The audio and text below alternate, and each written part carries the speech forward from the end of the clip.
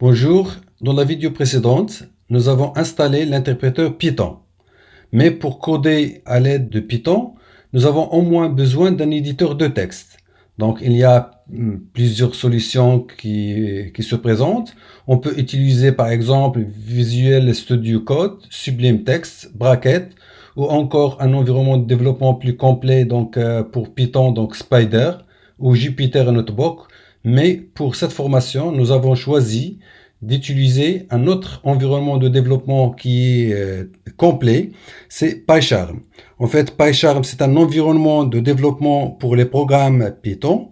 Cela signifie que lorsque nous désirons écrire un projet Python, au lieu d'utiliser un éditeur de texte simple, comme Sublime Text ou Bracket, il vaut mieux utiliser PyCharm, qui va nous servir non seulement de l'écriture de notre code, mais aussi de son exécution afin de comprendre d'abord ce code, le tester et faire les corrections éventuelles.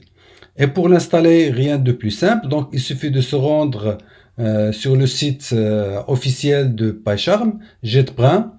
Pour cela, donc, ouvrons notre navigateur. Voici le site officiel de l'environnement de développement PyCharm, c'est-à-dire le site JetBrains. Il suffit de cliquer sur télécharger.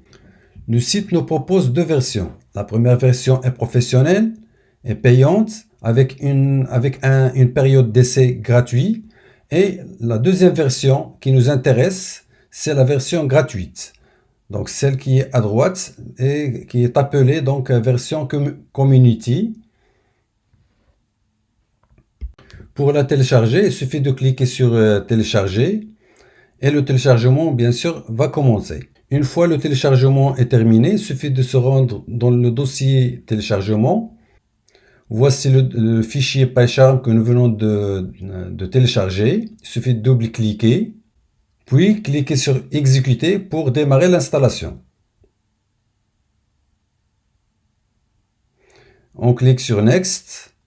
On laisse par défaut donc le dossier de destination, puis on clique sur Next.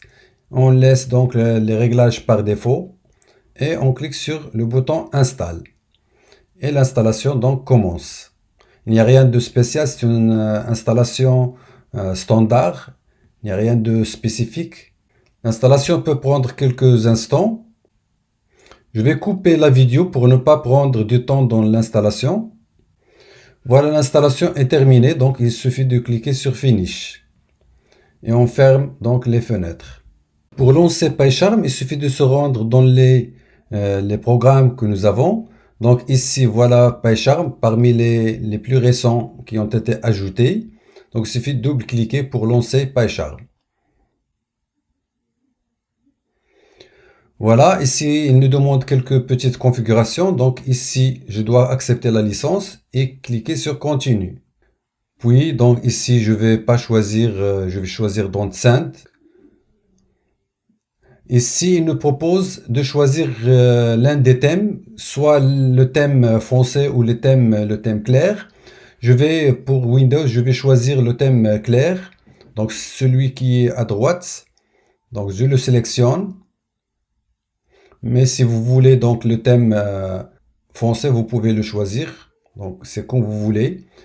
Puis, on clique sur le bouton à droite, tout en bas à droite. Puis, cliquez sur Start using PyCharm. Voilà, c'est simple en fait. Ici, il nous invite à créer un projet. Donc, si on veut créer un projet, c'est exactement la même chose pour la version Mac. Donc, il suffit de cliquer sur Create New Project.